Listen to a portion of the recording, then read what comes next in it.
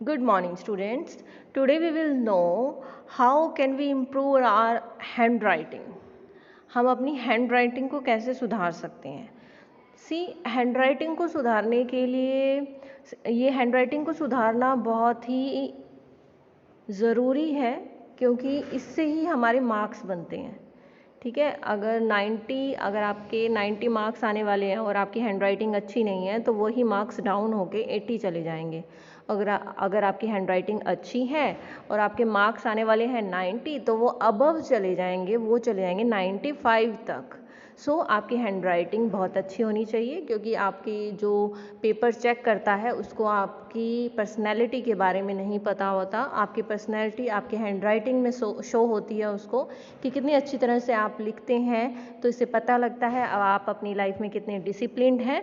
So let's start some points that जिससे आप अपनी हैंडराइटिंग को इम्प्रूव कर सकते हैं. First one is warm up your hands. अपने हैंड्स को वार्म अप कर सकते हैं. जैसे एग्ज़ाम शुरू होता है उससे पहले आप अपने हैंड्स को वार्म अप कर सकते हैं कुछ छोटे मोटे एक्सरसाइज करके, फिंगर्स की, हैंड्स की. So next is draw shapes in air. Air में भी आप ये शेप्स को ड्रॉ कर सकते हैं विद योर फिंगर्स. सो इससे क्या होता है, हमारी हैंड्स और फिंगर्स की कुछ एक्सरसाइज हो जाती है, वार्म अप हो जाता है. Third is draw shapes with pen. Shape से हम कुछ पेन से शेप्स भी ड्रॉ कर सकते हैं, like this straight line, slanting line, semi circles और कुछ circles, straight line, slanting line और जो होती हैं हॉरिजेंटल लाइन, वर्टिकल लाइंस. इस टाइप की लाइंस आप ड्रॉ कर सकते हैं जिससे आपकी फिंगर्स और जो उसकी ग्रिप है उसकी आप आदत हो जाएगी और हमारा फिंगर्स का थोड़ा सा वार्म अप हो जाएगा. Then next point is daily practice. आपको डेली प्रैक्टिस करनी पड़ेगी. इसके अलावा आपके पास कोई भी ऑप्शन नहीं है. आपको एक नोटबुक लगानी पड़ेगी जिसमें आपको डेली का एक पेज हिंदी का, डेली का एक पेज इंग्लिश का लिखना ही होगा. जिस लैंग्वेज में आपको अपनी हैंडराइटिंग सुधारनी है उसका एक पेज आपको डेली का लिखना ही लिखना है, ताकि आप अपनी हैंडराइटिंग को देख सकें कि उसमें कौन से अक्षर हैं जो आप अच्छे से नहीं लिखते हैं, उनको नोट कर सकें और नेक्स्ट टाइम उन अक्षर को अच्छा लिख सकें. Then next is sitting position. Sitting position is very important. आप अपनी हैंडराइटिंग का, आप अपनी काम करते हुए कोई भी काम करते हैं, आपका sitting posture is very important कि कैसे आप बैठते हैं. आपको स्ट्रेट बैठना चाहिए. आपकी बैक जो है वो स्ट्रेट होनी चाहिए, वो बेंड नहीं होनी चाहिए. So keep your shoulder always relaxed. आपको अपनी शोल्डर्स रिलैक्स करने चाहिए. उसी से तो आप लिखते हो ना, वही मूव होता है. वही रिलैक्स नहीं होगा तो आप जल्दी थक जाएंगे और आपकी स्पीड नहीं बन पाएगी. ठीक है. Next point is select suitable pen और पेंसिल. अब कोई भी पेन या पेंसिल जो आप अपने अकॉर्डिंग ले सकते हैं. ज़रूरी नहीं है कि हाई प्राइस वाला पेन ही ज़्यादा अच्छी राइटिंग देगा. नो, 2 रुपीज़ 5 रुपीज़ वाला पेन भी बहुत अच्छी राइटिंग देता है.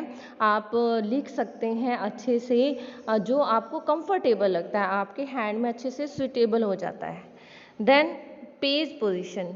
जो पेज पोजीशन होती है, अगर हम उसे हल्का सा बेंड करके लिखते हैं तो ज़्यादा हम इजीली लिख पाते हैं.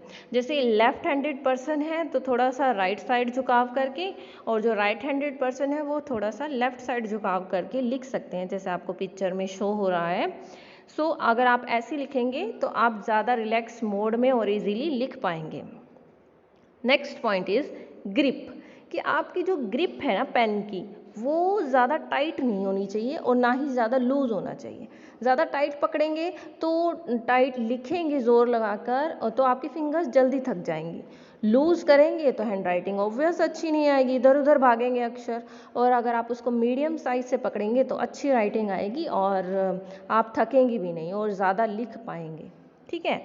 नेक्स्ट इज़, सो देखो इसमें ग्रिप शो की हुई है. लूज़ ग्रिप नहीं, कोई भी अच्छी राइटिंग नहीं आएगी. देन मीडियम ग्रिप को देखते हैं तो वो सूटेबल रहता है, सही हैंडराइटिंग शो करता है। और टाइट फिंगर वाले तो बिल्कुल जल्दी ही थक जाएंगे, उनको अच्छे से ग्रिप वो नहीं करेंगे तो उनकी स्पीड नहीं बन पाएगी। Then next point is pressure on pen. अब पेन पे जो प्रेशर है वो मीडियम सा देना चाहिए। यूँ नहीं अगर आपने बहुत टाइट प्रेशर दे दिया है तो वो पीछे वाले पेज पे छप जाएंगे सारे अक्षर और आपका पीछे वाली जो राइटिंग है वो ऑब्वियसली अच्छी शो नहीं होगी।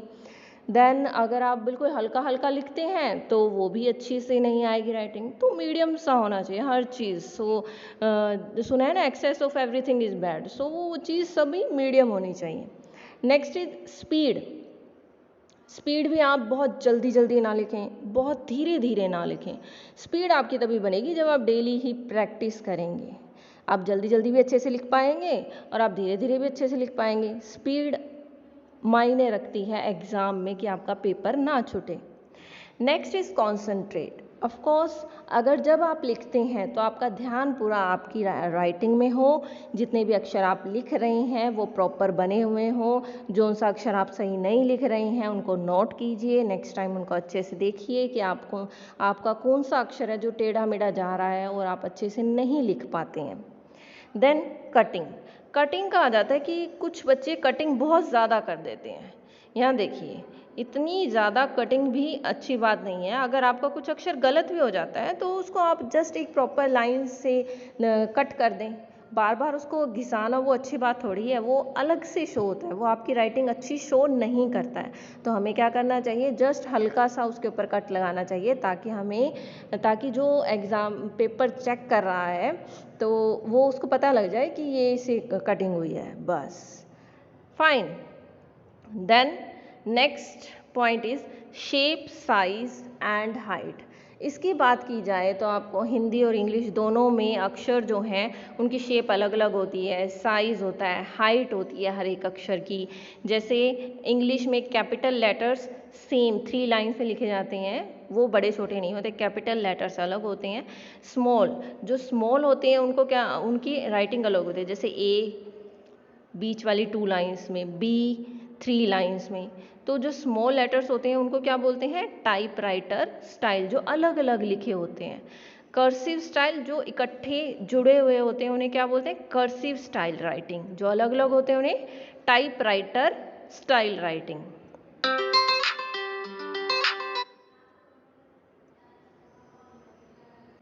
कुछ अक्षर ऐसे होते हैं जिनकी हाइट बहुत ही पहले बड़ी होती है फिर छोटी होती है, तो हर एक अक्षर की हमें पहचान होनी चाहिए। जैसे अगर हमने स्मॉल लिखना है स्मॉल लेटर्स में, तो एस बड़ा, एम छोटा, एक एल बड़ा, एक एल छोटा, ऐसे नहीं लिखेंगे। एक सिमेट्री होती है लेटर्स की, जैसे S M A equal lines में और बाकी के कैपिटल वो 3 लाइंस में। फाइन। नेक्स्ट अगर हम हिंदी की बात करें तो हिंदी में जो ऊपर स्ट्रेट लाइन लगाते हैं हम उसे बोलते हैं शिरोरेखा। कुछ बच्चे वो लाइन लगाते ही नहीं हैं, आगे आगे चलते रहते हैं, तो ये मिक्सअप सा लगता है, सब कुछ मैसअप सा हो जाता है। सो हिंदी में वो शिरोरेखा बहुत मायने रखती है, तो आप उसको ज़रूर प्लेस करें उसके प्लेस पे। देन जो कुछ अक्षर ऐसे होते हैं, कुछ की गोलाई होती है, वो प्रॉपर शो होनी चाहिए। यूँ नहीं है कि आपने गोलाई दी ही नहीं है, जस्ट एक स्ट्रेट लाइन लगा के आप हो गए हैं। तो अपने अक्षरों की बनावट पर आपको ध्यान देना चाहिए।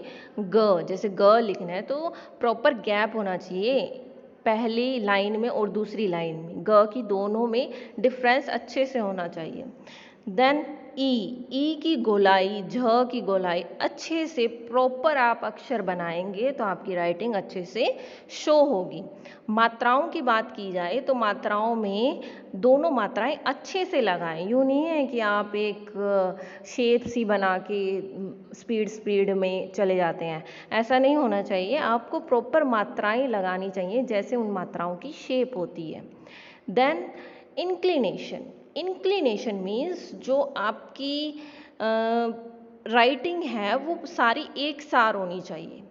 जैसे आप एक डायरेक्शन ले लीजिए कि आपने राइट साइड अक्षर लिखने हैं, सारे लेफ्ट साइड लिखने हैं, स्ट्रेट लिखने हैं। यूँ नहीं है कुछ अक्षर आपने राइट साइड लिख दिए, कुछ लेफ्ट साइड लिख दिए, कुछ स्ट्रेट लिख दिए, तो इससे राइटिंग अच्छी शो नहीं होगी, सिमेट्री सी नहीं आएगी। Then spacing, spacing is very important कि जो स्पेस है अक्षरों में वो बराबर होना चाहिए, कुछ में कम स्पेस है, कुछ में ज़्यादा स्पेस है, तो ये भी इक्वलिटी नहीं लाएगा आपकी राइटिंग में। तो इसकी अच्छे से ध्यान देना है आपके वर्ड स्पेस में कैसा है। Then consistency, consistency means equality आनी चाहिए, सारी आपकी राइटिंग इक्वल सी दिखनी चाहिए। यूँ नहीं है कि स्पेस ज़्यादा है, कम है, राइट साइड जा रहे हैं अक्षर, लेफ्ट साइड जा रहे हैं, इक्वलिटी दिखनी चाहिए कि हाँ सारे अक्षर बराबर हैं, ठीक है, एक जैसा लिखा हुआ है, ये सब शो होना चाहिए।